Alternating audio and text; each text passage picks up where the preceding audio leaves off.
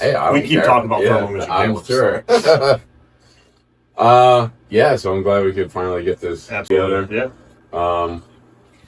I don't know if you've taken a look at. I have. Okay, I watched cool. Rich's. I watched a couple other So I ones. don't have to give you the rant as to what it's all about. No. I guess to get started, start with your name and to get to know you, like your life growing up. Sure. And where you grew up, what your family life was like. Or I guess you start with your name and where you work or what you. I don't work. Right. Why I'm even interviewing you? Why am I interviewing you? So my name is John Haney. I have 28 years in the volunteer fire service, and I joined when I was 16 years old. So it was funny. It was a funny story how I joined. We were outside. We were working on this old barn, and it was like brush fire season, April, and somehow the garage caught on fire. The woods around it caught on fire, and we run inside, and my buddy's mom's on the phone. He's like, "Mom, do you know that the barn is burning?" And she's like, "Yeah, I saw it a couple minutes ago. I was just going to let it burn because I figured we'd get the insurance money." Oh my, yeah. So we called the fire department. The fire department came. I think I was like 15 and a half years old or almost 16. I go, "I could do this. And this looks pretty fun." And they're playing with some cool stuff. Like, Right. I've always been into that. My dad had a commercial construction company. So, Okay. always playing with dozers and excavators and stuff like that. So I was like, yeah, I can do this. And that's how I got in. So I think about 8 months later, I joined. And just went down after a baseball game or baseball practice and joined. And it's been like I call it like a bad marriage. You love it, you hate it, but you can't leave it. So been doing that, worked my way all the way up. Went after I graduated. I live out in Newark Valley, which is between like Ithaca and Binghamton. If you draw pretty much halfway point on the map, it's right there. And went to college, and I was still doing the fire service, stuff during then. And once I graduated from college, I actually went to college to be like for police administration. I was actually looking at like FBI, applied to Maine State Troopers, got accepted, went up, took the PT test, passed with flying colors, and then my dad was ready to retire, and he goes, "Hey, do you want to start a marina?" That was probably the worst mistake ever. So I started a marina, and I did that for 25 years, and we just sold the business last March. Wow. So still doing the fire stuff, and then I got in. I met, Rich that you had on before. I met him through Meridian Fire Training. Okay. I started doing some classes with him, and that's how we came to be. So you joined at you were 16? 16. So what's that like? Like, apparently they're not going to have you like actually running into buildings at that age. No, you're considered a junior member there, so you can't wear an SCBA, you can't go inside the fire, but you can pretty much do all the exterior stuff. Like, so it was kind of like the first meeting I ever went to, which would simulate what a volunteer fire department looks like sometimes, is like I walk in, I'm wearing my baseball uniform, and there's almost a fist fight between fire and EMS, right? Okay. So I'm like, all right, this place is pretty cool. I can do this. Yeah. And then like they give me gear, zero training, hand me a pager, and said, "When that goes off, you come to the station." So literally, that was on a Tuesday. I'm assuming you're driving at that point? No, had it on my mom, right? Like, so I was about ready to take my test, and I was about ready to go, and all of a sudden, like a Saturday afternoon, we get a report for a work instructor fire 4 days later. Oh my goodness. So I show up to the firehouse, put this old gear on, go down, and did absolutely nothing the whole day. And I'm looking around, and I see, they put the fire out, and you got all these trucks, and they're like, "Go find this guy, Mike, and you're going to learn how to pack supply hose." So I spent the last part of the call with an hour and a half of packing supply hose for the next hour. So, and then going back to the firehouse, washing all the hose and, washing trucks. And then from there, I was kind of hooked. Okay. So once I got through that whole thing, then I was able to take when I was in there, it was right after Essentials. So it was actually a Firefighter 2000, and did the intermediate and got the interior certification. Okay. Then 18 came, and it's like, oh, now you can go in fires. Okay. So that's the age. 18. All right. Drive the fire trucks, you can pretty much do anything you want. So it's about a year and a half of like training and working around the outside. Yep. And, absolutely.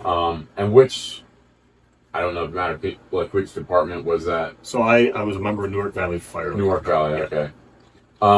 So at 18 hits, you're out of high school? I graduated at 19. So so the cool thing about it was I was driving the ambulance, so I was getting up at 2 a.m, still in high school, driving the ambulance, literally coming back to school like at 8:30, like, where have you been? Hey, I was driving the ambulance. Wow. No joke, nobody cared. Yeah. They would let us leave for fire calls. Well, that's what I was going to ask. So it was kind of next. cool. Like, Now we history don't class. allow that to happen now, but I mean, Yeah. there was literally nights that my dad said, he goes, I remember that pager going off, and you would literally be going off, running 3-4 EMS calls, a fire call, and then going to school. Wow. So Wow.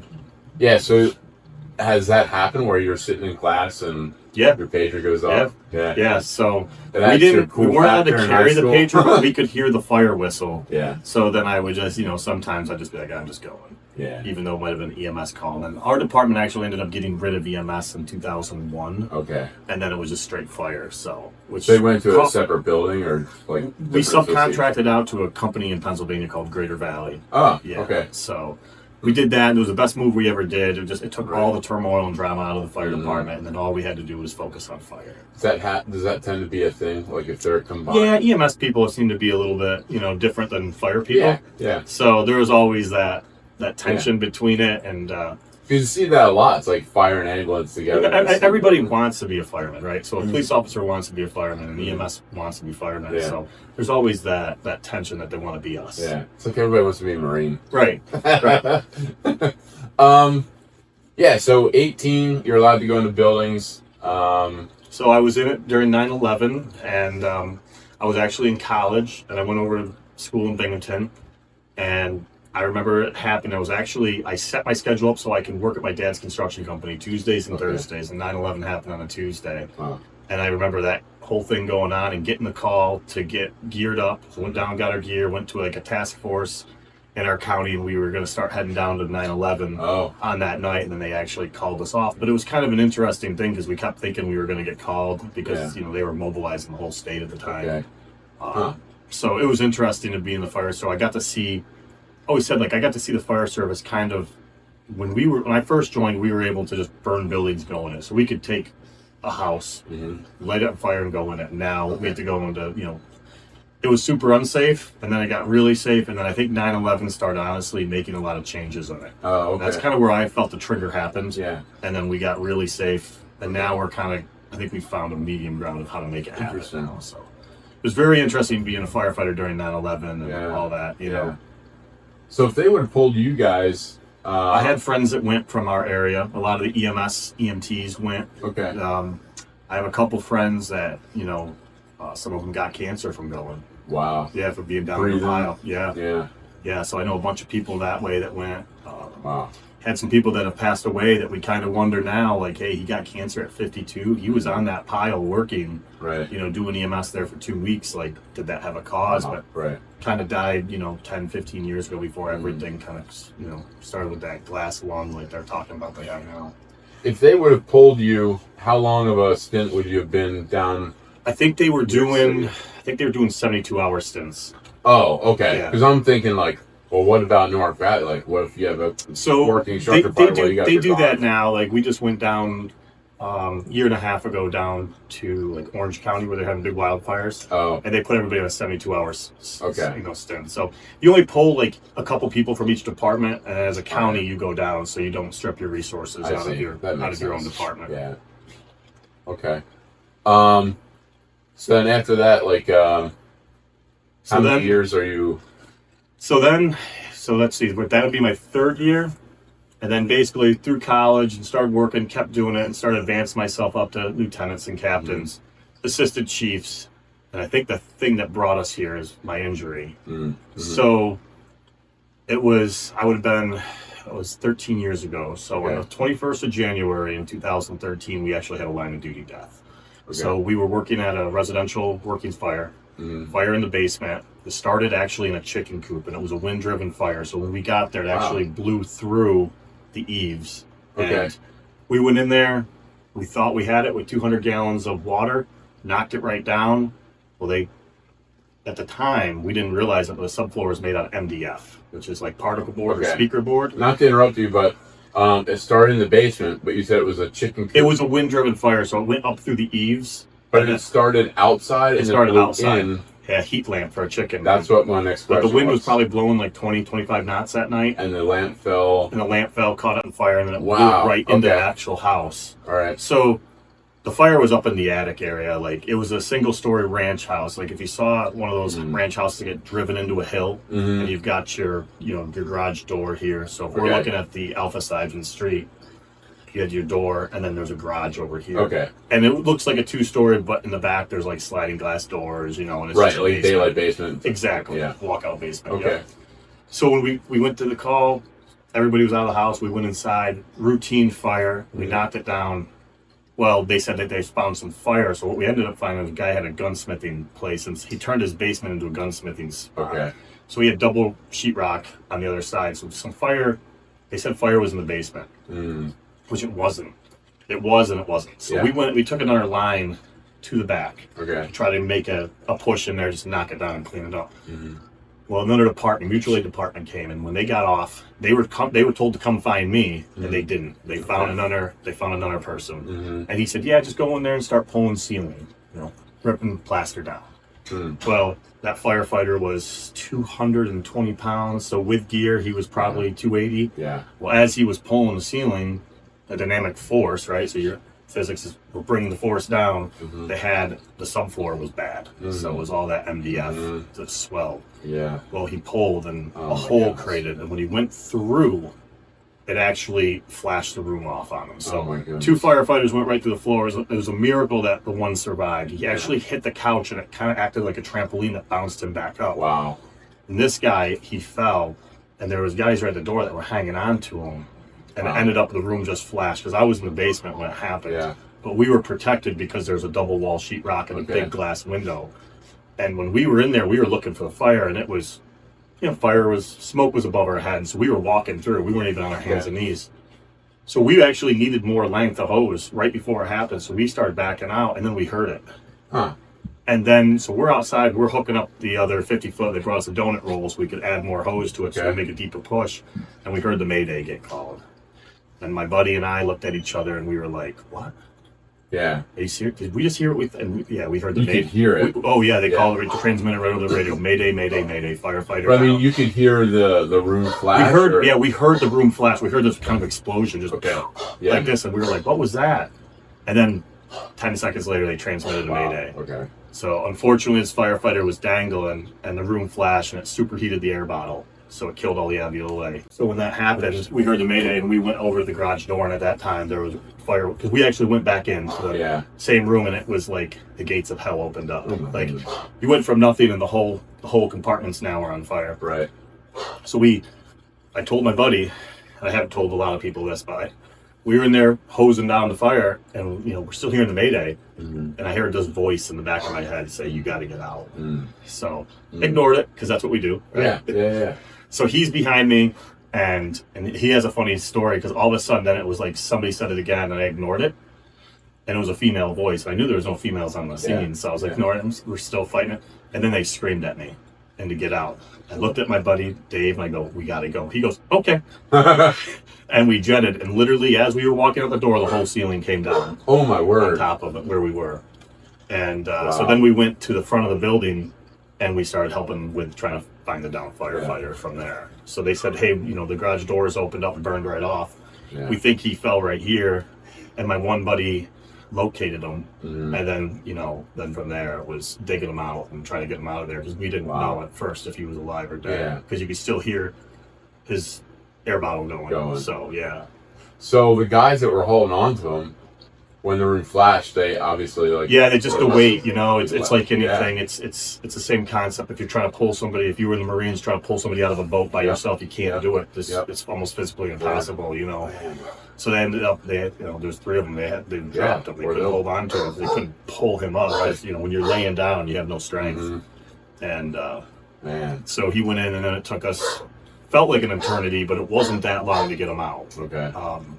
But during that process, I ran out of air. Well, the building was kind of open at the time, and probably just not being smart, they said, "You want another bottle?" And I just stripped my mask, and I said, "I'm done. I'm going to go back in there." And I worked in that smoke the whole time. Oh, man. Finally dragged him out, and it was interesting because another guy did too, and the other guys were on air bottles. And as we drug him out, we got him out, and that whole fiasco started, right? Yeah. So it was like pretty horrible night after that. Sure. But then 3 days later, we're getting under fire. Okay. All right, with entrapment. So we had these devices at the time that you could pull and throw in to try to stop a flashover. So I was a chief, so I got there. It was literally behind my house. Okay. So I went there. When I deployed it, it blew up in my hand. It just torched my whole hand. What's it made? What's the? It was like so it was from the ripcord that malfunctioned. Okay. I don't remember, some type of extinguishing agent in there, but the actual thing that actually, it's just like a gun, hitting it, Right. set it off, actually torched my whole hand. So I ended up having third-degree burns on my hand and ended up at Syracuse's burn unit. So, long story short, we go through the whole funeral and that whole tragic day, and they released me from the burn unit, and I'm coming home, and I'm telling my wife, I was like, I'm sick. Yeah. And she's like, oh my God. She's like, so now you have this and you have the flu. Right. And then you have to go to the funeral tomorrow. So I went to the doctor so they give me some Torterol so I could gut it all out. Get through. And I went through this whole thing with my hand for months. They wouldn't graft me. Huh. And luckily I ended up seeing a different doctor. We got a snowstorm. Yeah. And the snowstorm ended up letting me see this new doctor, and she was from Vanderbilt, brand new. And she's like, why haven't they grafted you? Yeah. And I was like, I don't know. So she goes, you show up here Monday morning, we're going to graft you. Okay. And I was like, perfect. So once I got grafted, all the pain in my hand stopped. So No I way. had 3 months. I mean, you could see my bones. What is that? Is that like taking skin from another spot? So what they did is they took the skin from my thigh, Okay. and then they basically knit it. They put it through this machine that knits it, and they basically made new sleeves that went over my fingers. No way. Yeah, it's pretty wild. That's So, crazy. but she told me, she goes, the worst part about the whole thing is the pain where we take the graft. It's like a little planer that they use. Oh. So when I get done with that, I'm going to hand therapy. And then I told my wife one day, I'm walking. I never take elevators. I always walk. Okay. Just because, elevators are for lazy people. Man. They're lazy people. Yeah. Like I'm 30 years old at the time. I was like, I'm able to walk upstairs. Mm-hmm. Well, I get to the first floor and I couldn't get up anymore. My legs went numb. And I literally had to almost crawl up 2 more flights of stairs. Weird, and I had no idea. So I called my wife, and she's a nurse. And I was like, something's going on with me. And she's like, what do you mean? And I was like, I can't walk. Huh. And she's like, what do you mean you can't walk? And I was like, wow, everything's going numb. Yeah. And she's like how? I was like, my knees. So I'm talking to my hand therapist about it, and she's like, let's monitor it, and if it gets worse, we'll talk to some other people. So over the next month, it started getting worse, and I started coming in my hands. So I had a customer that was a neurosurgeon. Okay. So I called him up and I said, hey Dan, this is what's going on. He goes, come see me, let's make sure there's nothing in the back. Right. MRI'd me, did the whole thing, and he goes, I don't know what's going on, you're perfect. He goes, you look like you've done work your whole life, but there's nothing there, right? And I was like, he's like, I'm gonna send you to a neurologist. So I went to the neurologist, and they started doing all the nerve conduction studies. And as all this is going on, it's getting worse. So it's almost all the way up to my thighs. Mm. So I lost all my reflexes, so I could barely walk. Mm. And they were like, we don't know what's going on. Of course, when you go there, you're like, it could be ALS, it could be all sorts of things. Right. So they ended up sending me to Johns Hopkins because they're #1 in neuroscience in the world. Okay. But that was 9 months from the time that they found out until I could actually go there. Were you in a wheelchair or just Nope, just kept walking. Oh man. That's all you could do, right? Yeah. So I just kept walking, but it was hard. So they put me in physical therapy, and they actually gave me a card so that if I got pulled over, I couldn't pass a field sobriety test. Oh, I see. I couldn't even walk straight lines. Yeah, that makes sense. So it was kind of funny. I should have kept it. Nights after softball, So when I went to Johns Hopkins, they kept doing all the tests, and they thought I had Guillain-Barré syndrome. And so as the whole time I'm telling them the story, I had to keep telling them the story about what happened and how this started after a fire.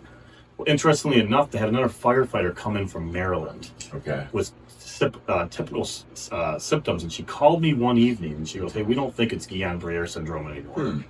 And I was like, what is it? She goes, it's carbon monoxide poisoning. And I said, what? Yeah, I thought it was. So they went back and they pulled my rehab from the night of the fire, and they found out what my O2 levels were way down, almost in the high 70s, so it was way below average. Yep. And they said, did you go to the hospital? And I was like, no. I was like, I had people I had to attend to. We had, it was an absolute disaster. And I was like, no. And they were like, So we Wow. kept doing it, and she said, so I think what you did is, she goes, you got so much carbon monoxide poisoning. She said it actually destroyed the myelin sheaths in your nervous system, and especially in your feet, because like I couldn't feel my feet was the worst. Okay. And I said, what does that mean? And she goes, we don't know. She goes, but I can tell you this, in a year from now, if you don't feel anything, she goes, you're going to live with it the rest of your life. Wow. She said, if you start feeling things like knives hitting your feet, like that, almost like diabetic nerve pain, she said that's a good sign. Oh, that's a good sign. Yeah, Okay. she said that means the nerves take 9 years to regenerate. So that Wow. she said that means they're going to start regenerating. So we went that whole year, and then I remember lying in bed one morning, and I look at my wife and I said, somebody is literally running knives in the bottom of my feet right now. Wow. Yep. So we called her up, and she goes, okay, that's good. That's good. Yeah. Nice. So I was still doing physical therapy, and then I started doing research on like patients with Parkinson's disease. Okay. How like if you got into like martial arts or boxing, that helps. So I started doing that. We started rehabbing, and so that was 13 years ago. So it took about 5-6 years for my reflexes to come back. Okay. But like I still today can't feel my feet. Right. But I can do everything else. So. How do you walk when you can't feel your feet? I don't know. I mean, you just do it. Like if the dog licks them, I can feel them. But like right now, they just feel numb. They just feel like So somehow your body and balance just adapted. Yeah. That's wild.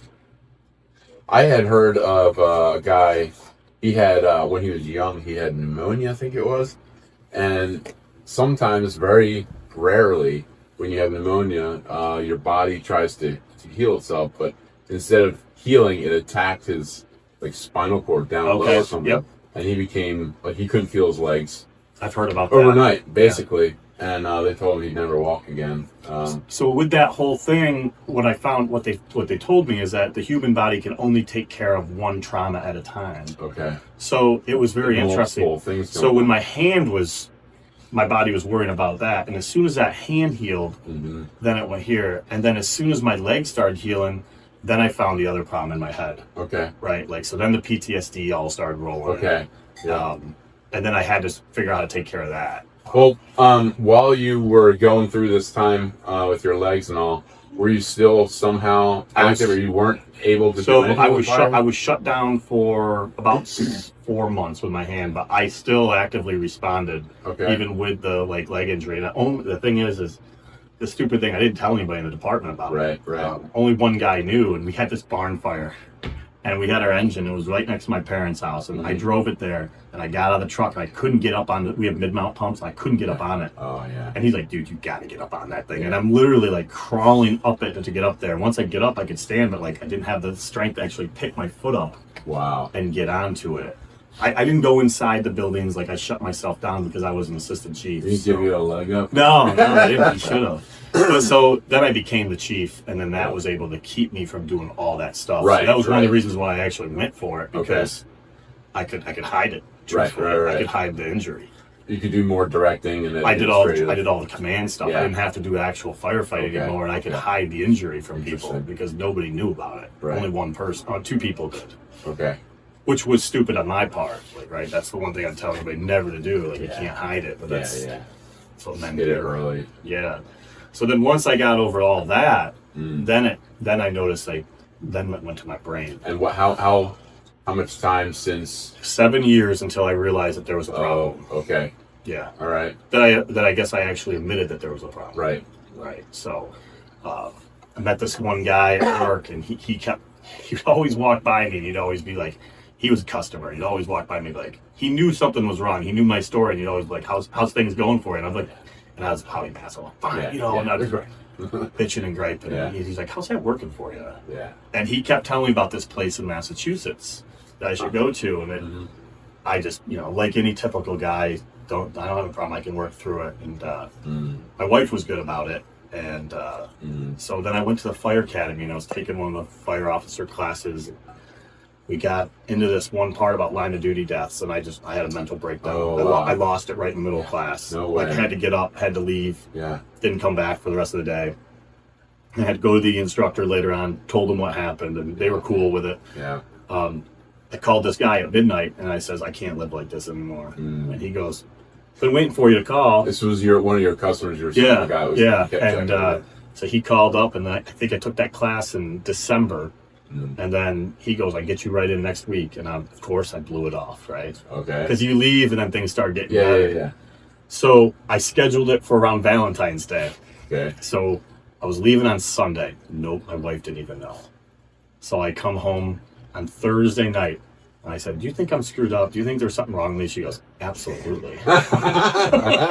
She goes, 100% there's something wrong with you. She's like, you're not yourself. You're angry all the time. She's like, you could definitely tell you're depressed, this, and this. And I was like, okay. I was like, well, thanks for telling me. She goes, I have been. Oh. Yeah. And I was like, she's like, you just don't. She's like, it's like an alcoholic, right? Yeah. Until we actually admit it, we're not going to be able to do it. So I says, well, I'm going to a treatment facility for a week on Sunday. I was like, you got this? And she's like, a little more time would have been nice, but yes, I've got this. Yeah. So I leave on Sunday to go up to this place. I pull in, and I was like, I don't need this. And I literally put the truck in reverse, and I was about ready to back out, and that guy called me. No way. Yeah. And he's like, what are you doing? That's awesome. He went there, and he was sitting there in the window watching me because he knew I was going to drive away. Yeah. And he goes, come on inside. I got dinner made. So then we went. Good on him. Yeah, so I went there and went through the whole treatment process and wish I would have done it 7 years before. Right. Like literally within a week, it healed all my problems. I mean, obviously there was things that kept coming up that I had to go, talk to people about, but but did all that, and then, but the effects of it is ginormous. Right? Yeah. Like, do you mind me asking what it entailed? Sure. The treatment facility? Yeah, so it was a very holistic way. So it's only for first responders. So they do military also. What's the name? It's called the On-Site Academy. It's up in Massachusetts. It's only for first responders. So the really cool thing about it is the state of Massachusetts is so far ahead of everybody else in the world on mental health. And every department in that state signs up for this. So the city of Boston with EMS, fire, and police, everybody pays money from the little villages. Like, you could have Worcester, you could have like Stockton. Every single department signs up for it, and they pay a fee, and that guarantees you bed seats. So if you have so for example, like when Worcester had their line of duty death a couple years ago, the whole facility is shut down and took care of their guys. Wow. If they have a police officer get shot, same thing happens. They'll take care of it, but they run 49 weeks out of the year. Okay. And there's also people that live there that are going through constant treatment. Sure. So when I was there, which is cool because then the state of Massachusetts funds it also. Okay. So when I was there, I got in there with a Boston police officer that was in the Boston Marathon bombing. Oh yeah. A Boston EMS, Worcester firefighter, a couple other firefighters throughout the state. There was a Boston firefighter there. But what's cool is we're all wearing the same boots, we don't have to explain ourselves to people. So we sit around this. Basically, it's like sitting at a firehouse, right? You're at a table, you're having breakfast, lunch, dinner with each other. We're all making it. And a lot of the own healing comes from us. Right. So intermingling and so the first day is, we intermingle with each other, but you're also expected, it's also on a farm, so you're also expected to get firewood, split firewood, go feed the donkeys. I mean, you can do whatever you want, but we gotta walk, clean the house every day. Keep you active, and you're bunking with people, right? So like you're in a room just like you would be at the firehouse, so you're bunking with people. So everybody's expected to do stuff like, hey, I'm gonna make dinner tonight. So like I actually brought a bunch of like meat from some pigs that we slaughtered, made them fresh bacon, and so I took care of breakfast. But literally that afternoon, they bring you in there, they talk to you about PTSD. Like they basically talk to us about the amygdala and how it's non-verbal and how we take all the trauma, and they explain it like a can. We just keep shoving it in this can, and eventually the can overflows. And this is why we're sitting here today. And then they do a couple different things like that, and then on Tuesday afternoon, we all sit in a room. It looks almost just like this room. Same colors, same couches, all that stuff. Were you there? We're there. It's like I'm right back. And everybody gets an hour. Because I think there was 6 or 7 of us there. Everybody gets 45 minutes to an hour, and you have to tell your story. And there's some people. There was an EMT there. He goes, "I don't know why I'm here. I don't know why I'm here." And there's a guy from Fall River. There was a firefighter. He talked about his issues, and some of it's childhood for people, and it goes right into the fire service. And they got this EMT, and he goes, and he went all the way back into the mid-'80s from this 6 kids drowning. Wow. And he goes, I think that's it. Yeah. So then they got to me, and I'm literally sitting here, and I'm sitting next to that police officer from the Boston Marathon. Mm. I told my story, and this guy was there a couple times. And what was interesting about it is, like, when they get to you, you're like, I'm listening to all these people's story, and I'm like, I don't belong here, right? Like, I don't belong here. And then I told my story, and that Boston police officer is bawling. Wow. And he's telling me that he doesn't belong here after hearing my story. And I'm like, and then that moment, though, you realize everybody's got their problems. Yeah. And so basically, we tell the story. The next day, the mental health, it's kind of like peer-driven, clinically supported is what they call it. Okay. They come back and we each go through our story again, and we just start, because what they're doing is when we're telling the story, he's asking us questions, but what he's making us do is actually scrub it out. Process. So like, what do we do if we get a motorcycle person that gets on an asphalt, right? We have to go debride them, right? So we have to go take them to the emergency room and take those Brillo pads and get all the rocks and dirt and tar out. And that's what they were doing for us. Okay. And we did 2 days of that. But at the same time, they have a weight facility program. They have acupuncture. They have massage therapists that comes in. And they're doing it very holistically also. Okay. So by the end of it on Friday, then you go, what was mine? MDNR or something like that. Okay. So basically, I sat down with the clinician, and I basically lied in this bed, and she basically told me to close my eyes. And then we went through the whole process of going back through it. And then she'd asked me, like, and it was literally like you were sitting, I was laying on the couch, and she was literally bringing you right back to that event. She goes, what's the first thing you remember about that night? And I told her, jumping out of the engine, and I could see the whole thing. And then she just starts going through, talking about the trauma. Yeah. And then, you're literally sitting there like, right? Like just tears are pouring out. But you can't open your eyes. That's the one thing, is they won't let you open your eyes.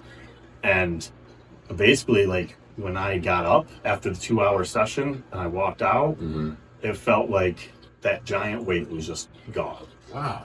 Yeah. Huh. And it was interesting. So now we're all back up at that same table that we started on Monday, and it's Friday afternoon. Yeah. It was Valentine's Day. And everybody's sitting here, and we're all looking at each other like, how do you feel? And they're like, I don't know if that was voodoo, what just went on. But they're like, I feel great. And the EMT feels great, and the police officer feels great, and the other firefighters feel great. And we're like, that's amazing. What was it? Yeah. And we were like, I don't know. But really, so then what we found out is they have a 99% back to work ratio after going to this place. Okay. And what it is we all healed together. So you really formed a bond. And there's a couple of guys, a couple of them are out of Worcester Fire. Like, I'll still text me like, hey man, what's happening? Right. I was just going to ask you to keep in touch. Yeah, there's a couple of them I do keep in touch with. Like, some of them are Red Sox fans, and I'm a Red Sox fan. Okay. So, like, I'm sorry to hear that. It's all right. Yeah, go ahead. So we would text each other and be like, man, what were they doing? So we don't even ask about the fire. But like, Worcester had that fatal fire a couple of years ago, and I texted him. And I was like, hey, that wasn't you. You all good? He's like, yeah. I'm like, sorry to hear it. And so we still kind of keep in contact that way. As the years go by, it kind of fades a little bit more. But but it was a very, very unique experience. And that was called On-Site Academy. Yep. Okay, I'll look that up. Very Rich was unique. telling me about a place down south, First Run, I think it's called. It's similar. I had put a link to their place after. Okay. So they've had guys from all over the country come. I mean, they really focus on Massachusetts because that. But like with me, like they gave me the bill, and I was like. But then they were like, you're not paying anything. Like, they have what they call scholarships from, like, fallen firefighters paid for it. And so that's whenever we go out and I teach a lot of OSHA right now. And I'm always like, hey, if you need help, like, let us know. Because I can push you in the right direction. And there's still guys in my department that I'm still needling to try to get there. Like, I know they need it. Like, I hope if my chief watches it, which I might kick him the video after this, when it comes out, for sure. he needs to go in the worst way. Like, I can see it in their eyes. And I actually... Like, when I see first responders that are struggling, I can see it. Like, I'm like, I had that look on my face, too. Yeah. And really... One of the first steps is just being able to, not so much admit, I think using the word admit means like, oh, there's something wrong, I have to say that we all have to get there. Right. Yeah, exactly. We all have to get there. And I have some buddies that were in the military, and, one of them was in the Marines, and, like, it's interesting, like, he was in Fallujah. Oh, so wow. Yeah, and he had he had a lot of combat experience, and like he'll just call me up and be like, hey man, And like I was always like I was telling him, he's like, "Want to come over shoot some pool?" And I know what that means. Like he just wants to talk. That's right. Because he understands at the same time that even though I wasn't in the Marines, we all kind of shared that similar thing, and we just kind of talk, and we talk about different things. And I think at the end of the day, we both feel good when we go home. Yeah, that's good. So, yeah, interesting. So when you came back after that, what was the future like as far as fire? So I kept doing it. Okay. I was a chief at the time, and I remember it was interesting because I didn't even tell the guys in the department I went for 3 or 4 years. Yeah. Because I keep my stuff to myself, which now that's not good. Like I realized because then they don't know. But they made comments like once I told them like because the day I had left, the day before that we were at a call and I almost got into a fight with the customer we're supposed to help. Right. Yeah. Like because I was just angry. Right. And then they came back to like, man, you like. What'd you do? Because they all thought I was gone for work for a week, and I was like, "Oh, it was great, man. I got to relax, it was a great class." And they were just like, "Hey, you're a different person now." Wow. And then my wife has even said it. She goes, "You're back to how you used to be. Like just it's still there. I can see, I can feel when it creeps up." Yeah.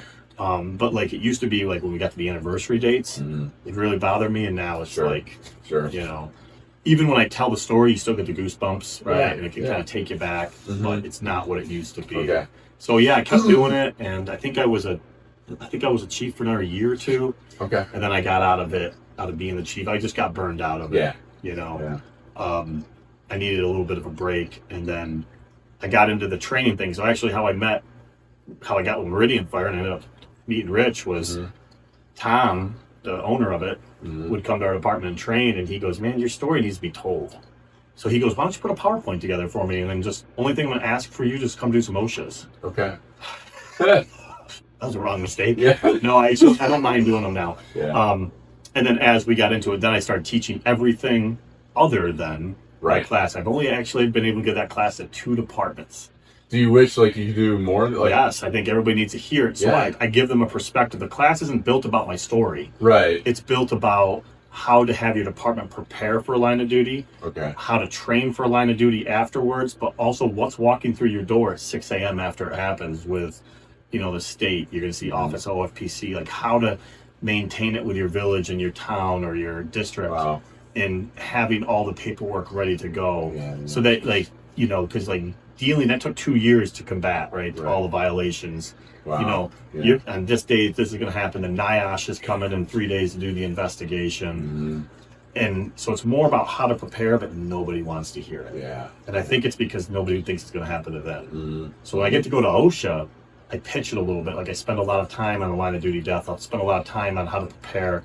And then I always be like, hey, if you want the class. And then if you want me to come back and do the actual, training, hands-on training, like every month, every January in our department, I'm the training officer. I make them for that whole month. So we actually do it for 3 months. There's 3 parts of it, and we go right through the Mayday. And we train it, and then we go through the simulators, and we do it all just because it's something that they need to do. Yeah. Because it's got to become muscle memory.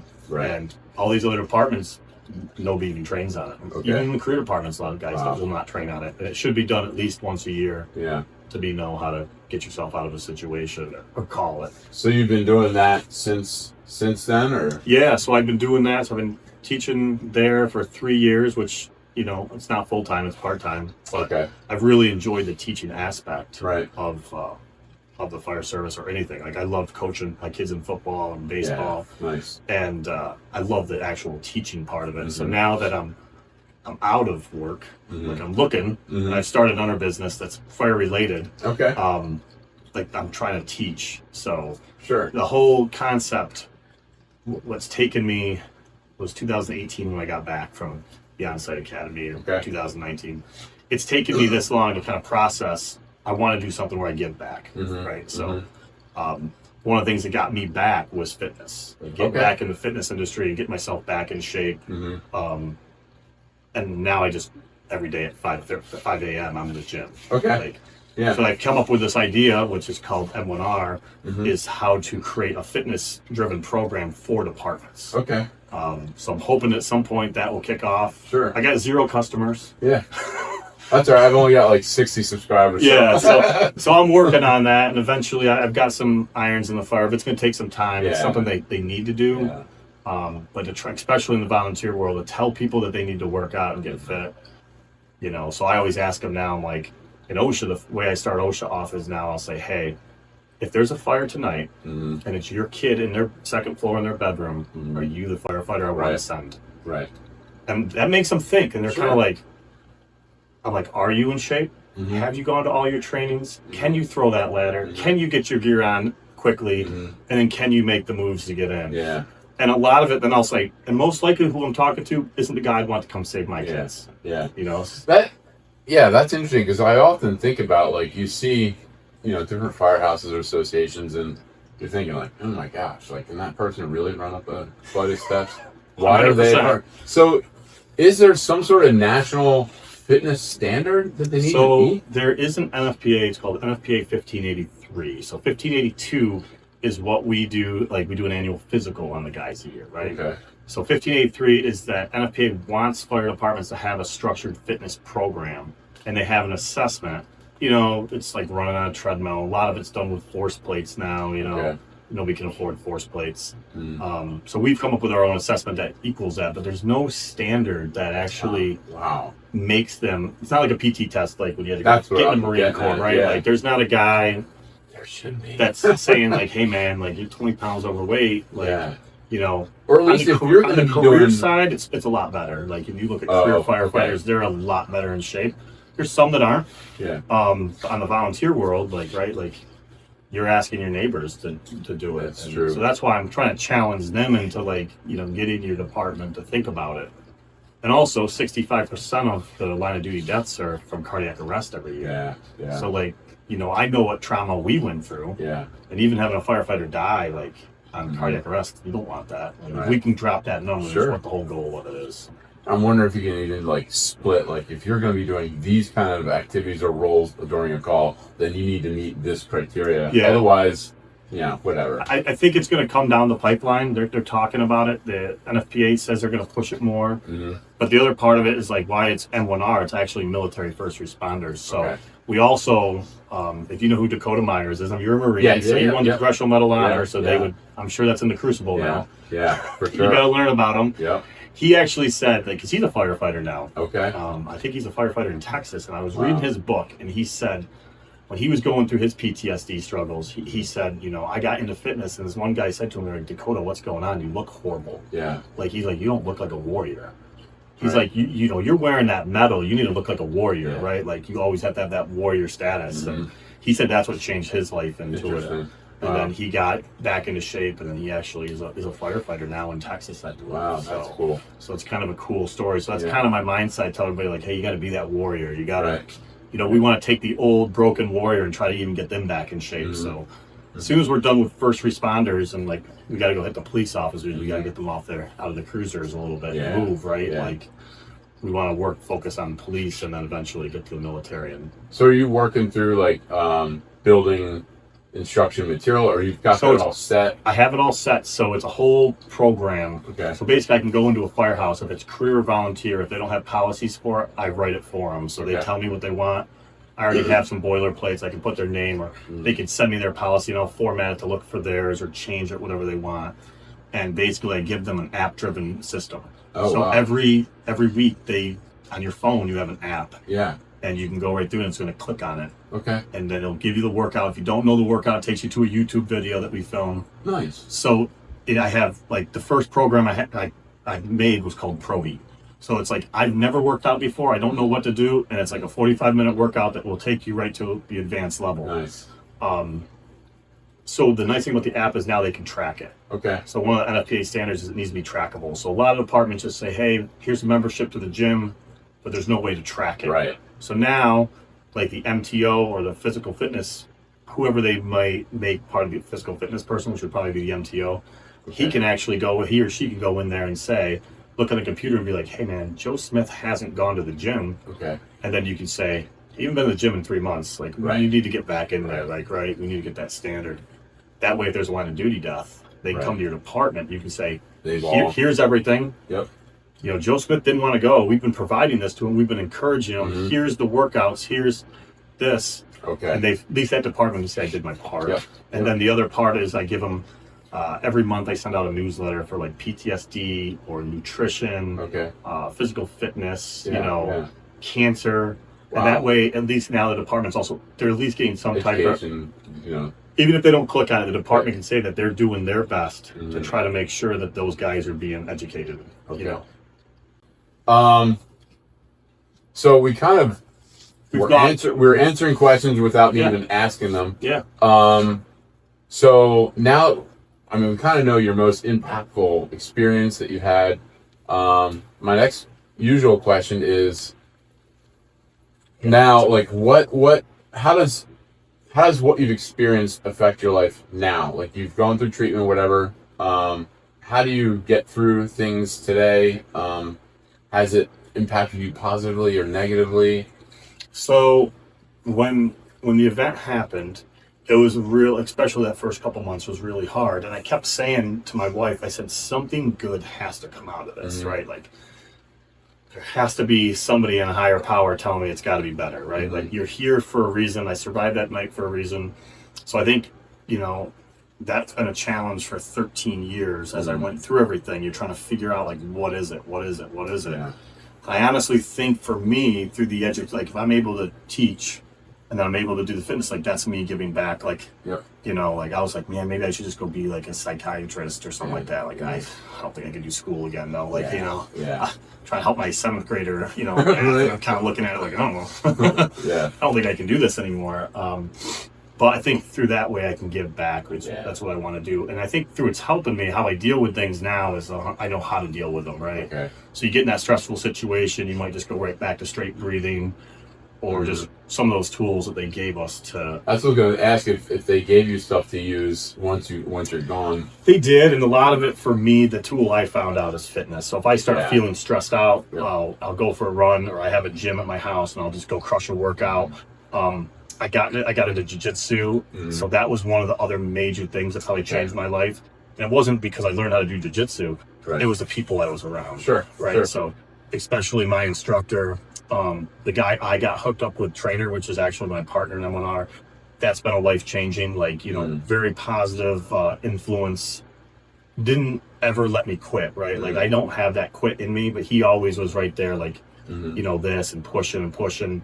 And then the jiu-jitsu guy, he's like Filipino, so he's just like, hey man, like, everything's cool, and like when you go there and you do jiu-jitsu and you have somebody choking you out, and you roll like when I roll with him, he's a black belt, and he's literally like choking me out. He's like, it's okay, like, just breathe. He's like, breathe, and like, but that sense of how I learned how to be calm in those high tense situations. Now I'm just like, I know how to get out of it. Like, so I think all those those are the tools that I've used in my so like fitness, doing the martial arts, breathing, and trying to just trying to be a better person every day, right? Yeah. So, we didn't get into it too much, but how has your experience affected family life? I think my wife would say it's better. She probably still says I'm a jackass, but okay. Well, how old were your kids when you didn't have kids? So I did. My son was he a year and a half when it happened? Okay. My daughter wasn't born yet. Okay. My daughter was born, let's see, so they're 2.5 years apart. So she was born in 2014. So she was born about 15 months after the incident. So, okay. So she doesn't know, but and my son doesn't know, but which I think was good. Okay. But I think I was always there for them. Yeah. But I think, especially with my wife, like, she's put up with a lot. Yeah. But I always say she has nothing to complain about. Pretty nice story. She's been great, and she's a lot of the reason. Like, a lot of women probably wouldn't have put up with all the stuff, and especially being in a volunteer fire department. Like, she was always good about supporting everything. Sure. So she's probably been the biggest reason, right? Like, so you have to have a foundation. She's probably it. That's cool. And now that you've gone through and you have like direction and focus and all that, you think it's helped you, I guess, as far as your kids' future and being there? And I think it's made me. I came from a family that you knew they cared, but like my mom was never one that says I love you, right? Like, so I remember going to a friend's house when I was a kid, and they'd be like, "I love you, mom." I'm like, "What's going on?" Yeah. Because it's getting really weird Yep. here, you know. Yep. That's just not how, you know. Mm-hmm. My mom's grandmother came from 19 kids, and Yeah. you know, so they were raised hard, you know. Sure. And so now I think it's made me easier. I'm able to talk about my emotions and feelings. Like, Right. even my brother and I don't talk about it, but Mm-hmm. and he's the same way. Like, he doesn't. He just thought it was always weird. We've talked about this, and I think I know it's made me more. I can talk about my feelings Okay. now with people, where Yeah. before I never. Yeah. Why it took me so long to even Sure. tell the guys in my fire department that I was physically hurt and I was mentally struggling. Now, like, I stood up at a meeting and I just gave it to him one night, and I said, "Hey, this is what I've been fighting." I said, "I know the rest of you are fighting it. Mm-hmm. There's only a couple of people left that were actually there that night." So, Wow. and I think that, you know, sharing that story's helped. Okay. So So over the grand scheme of things, you think that experience, though difficult, I think it has turned into a positive. a good thing? Mm-hmm. Yeah. Other than, you know, obviously the guy lost his life. Sure. Sure. And you know, all the stress and trauma that came with it for his family and the other department and our department. Yes, I think we turned it, and our department shifted. We took a negative and we turned it into a positive, and now we train. We have a great training program. Mm-hmm. The people want to be there. They want to train, you know, and we've created, I think we've produced 4 or 5 career firefighters. We have one guy down in like Baltimore. Now he's a lieutenant, and like, so like, and he says the foundation I learned there, he goes, I was so far ahead when I got in the career side because of what we did after the fact. So, I think we've changed things, and it's hard for the guys that weren't there that night. Okay. They don't understand why some of us are the way we are. Yeah. Yeah. I think we've turned it into I think it's been a positive now in my life. Like, I wouldn't change it other than if I could bring him back, obviously. Sure. Oh, sure. Yeah. If that makes sense. Try to say it so it doesn't sound horrible. Right. But I think we took a should've- negative into a positive. I should have asked you when you were talking about your M1R. M1R, yeah. You have a website for that? Yeah. Okay. Yeah. I'll put that in the comments Cool. too. So the final question is, if considering all your experience, ups and downs, if you had someone who is 15, 16, 17 years old saying, "Hey, I'm really thinking about joining the fire So it's company." interesting. My son wants to. Okay. And I told him no.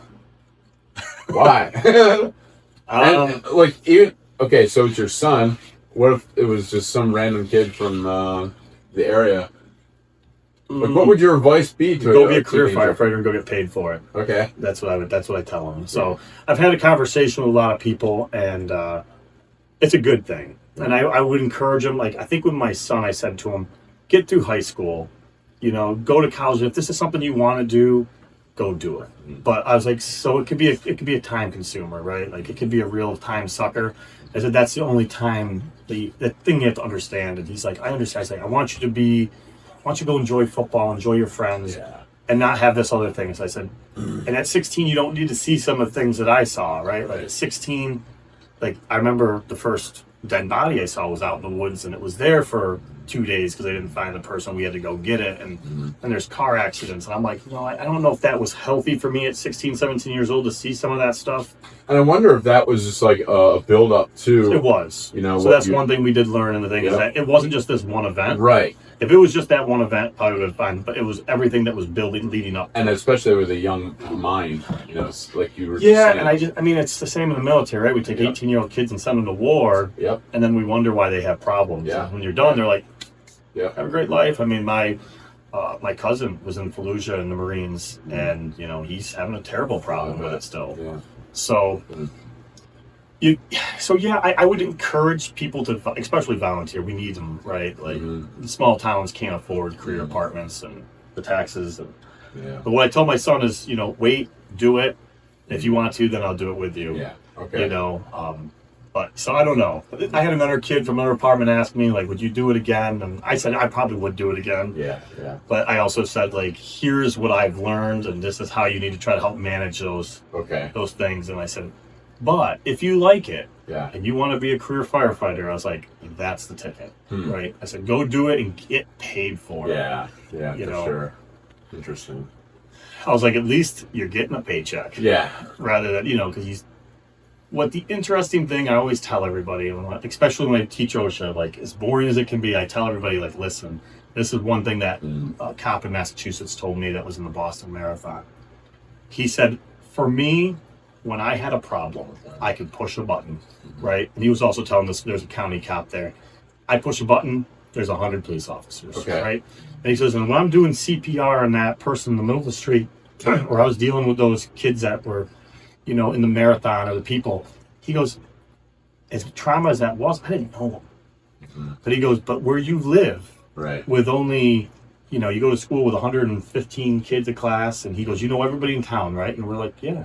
He goes, how many people have you done CPR on that you know? I go, every single one. He goes, I know second grade teachers to, you know, after a couple years after the fire, we had to do CPR on our own member that ended up passing away. And he goes, that's the stuff right there that gets you. He goes, when I'm on my job and I'm getting paid for it, he goes, I don't know that patient because I live 35 miles away from here. But he goes, but if I have to go home and then see their family in the store and this, he goes, that's a lot of trauma that gets put onto you that you don't even realize. And I was like, that's a really good point. Yeah. So like that's the hard thing, or especially the volunteer world, is that everybody that you work on, normally if it's a car accident, CPR, fire, you know, you're going to your neighbor's house, it's on fire and they're losing everything. And you have to sit there and like see them in the store and you know, see them at school board meetings and football games. And you know, we have a situation that we did CPR on this woman's husband, and you know, he had a widowmaker and nothing we could do. But like, you know, she was a girl at the bank, right? So like you'd have to see her. And you always have that guilt, and I don't know if she's feeling that, but I feel guilty about it, right? Like, man, we tried, you know. But and you know they appreciate it at the same time. Like you're like, oh. And it's like every corner I drive on in my town now. I'm like, there's an event. That's happened there. That's happened there. That person died here. That person died here. That was. This is where the car, like right down from my parents' house. This is where the car got burned up and the 2 people died inside of it. So you start thinking about that in a tiny little town.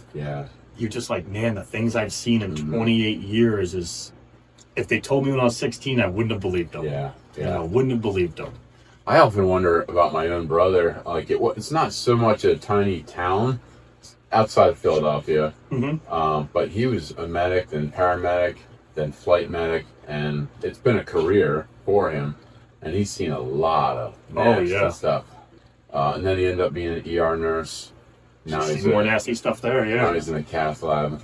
A little more, you know, step back from the emergency stuff, but I'm sure he has effects of it. And I mean, to us, it seems like, you know, he's handling everything. I always say, if you've been in at least 15 to 20 years, you probably need to go get tuned up somewhere.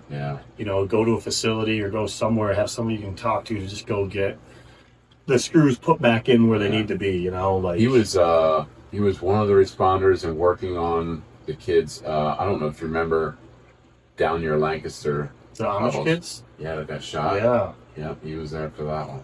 Especially like trauma with, so some of the deadly sins are like a victim known to a responder. That's a deadly sin, right? Like that's just not a sin, I shouldn't say. But I know what you mean. You know, it's 7 deadly sins. That's what we call them. And then, you know, children are another one. I mean, especially that kind of stuff. You know, like we had a real bad one where a guy hit his head on the side of the tree as he had like a stroke, and it blew his head right apart. And then ended up, that was somebody in our department's uncle or brother-in-law, and you're just kind of like, oh man, you know, it's just like. Then you see the family, and then you always feel bad. But you try what you can do, and that's how you kind of go home with it sometimes. Yeah, he always seems to be the one that, like, when something's going on, like, it seems like he just gets in a different mode, and he can block stuff out and just do what he's supposed to do. But it's still, like, you're still seeing that, you know? And I guess just maybe the house I bought, for example, the house I bought, one of the worst calls is we had a guy that was on I always say accidents don't happen in the snow. It always is like sunny days. This is the one fatal accident that was in a snowstorm. He was driving a car. You remember the old Ford Taurus, how they had the automatic seatbelt and then you had to put the lap belt? Everybody was in one of those cars at some point in high school. He didn't buckle the lap belt. He was driving right past my house. I live up on the hill. Town truck was coming with the plow up because it wasn't a town road, it was a county road, so the plow would be up. But he lost control around the corner by my house, hit it T-bone style, opened it right up and bounced his head right off the snowplow. Right? And there was brains everywhere. And then literally, like I drive down there, I'm like, been there before. Wow. You know, but it doesn't bother me, but it's just, it's really weird how you can drive through town and it's like, all the events. But then you just have to process it and all. It's like, But you don't usually get the good thank yous. But I'll tell you, No. the one that I did get, the best one that ever happened, this probably helped me. There's this little girl, and I coached my nephew in soccer because he was like in kindergarten, and my sister was like, he just, he needs to do something. And I was like, well, they need a coach. I was like, I had no kids at the time. I was like, I'll do it. Yeah. Like, right? Like, I'll do it. I like little kids. Like, I like coaching them. So when my son was born, we came home. My wife had a cesarean. And so this would have been a year after. I'll back that up. I'm holding my son. My wife, obviously, if you know your wife ever had a cesarean, it's not easy for him. All four. The tones drop for a head-on motor vehicle accident with entrapment right by my dad's house. Wow. And I'm sitting there, and she sees me on the couch, and like the chief at the time lived right next to it, and like you could hear in his voice, like, "Oh my God, we got heavy entrapment." And she just comes and takes the baby. Wow. This is like the day we get home. So we've been home for 3 hours, and she goes, "Go." Wow. So we went, and it was a horrific. It was actually a hybrid call, so it was kind of cool because we got to cut up a hybrid Prius that was kind of unique at the time because that was 2011. Yeah. And then it was a Jeep, and this guy, literally his legs shoved up under the firewall and twisted all around, and I had to air chisel out the floor pan just to be able to pull him out. So fast forward, never saw the guy, didn't know who he was. So I'm coaching soccer, and there's this cute little girl, and she's probably 22 years old now, 20 years old now, and she comes up to me. This is like the third day of practice. She's like, "Do you know who I am?" And I was like, "It's such and such." And I was like, she's like, "You saved my dad's life." Wow. And the other assistant coach was in the fire department with me, and his kid's on the team. He goes, looks at me, and I look at him. I go, "What's he talking about?" And I saw her mother. And she's coming up, and she's like, "I just want to give you a hug." And I was like, "Okay." And I'm like, "Are we allowed to do this?" Like, I'm like, at that point, like, I'm still young. I was like, "Are we allowed to do this?" So like I give her, she gives me a hug, and then her mom comes, and the guy comes. I recognize him. He goes, "Hey, you cut me out of that car."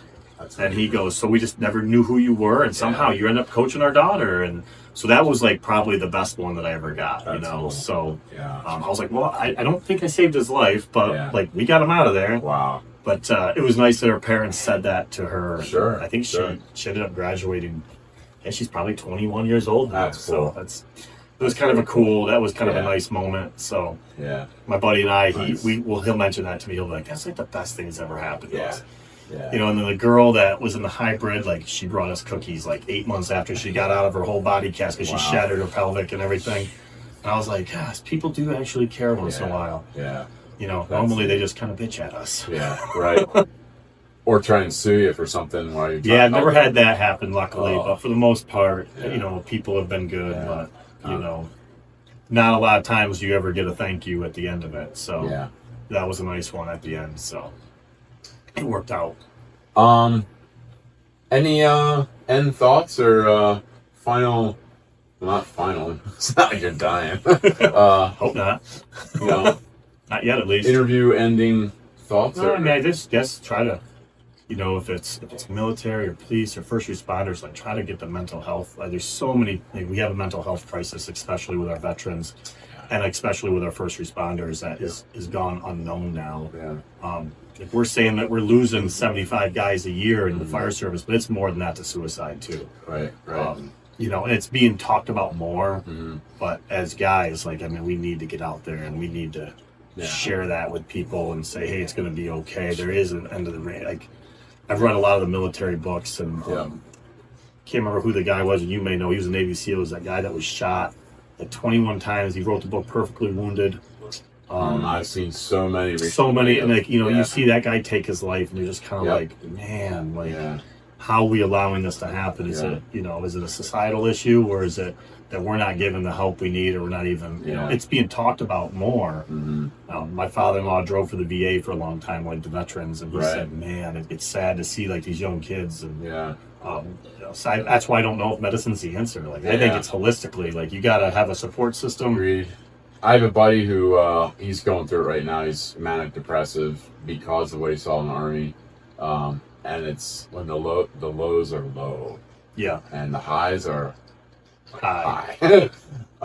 And he's been through every kind of treatment that I know he has, and he's fed up with it. He doesn't know what to do, and I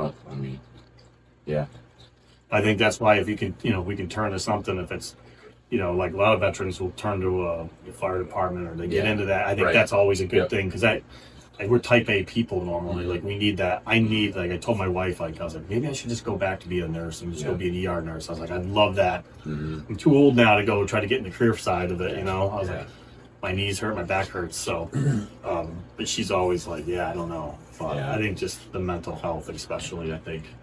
It wasn't more than a week after I decided to be interviewing veterans, I thought, my goodness, first responders are getting the same kind of traumatic stress exposure. Yeah, and I think about the police officers right now, what they're dealing with. Like, that's a really, really difficult Why not job. open it up to first responders too? So, yeah, absolutely.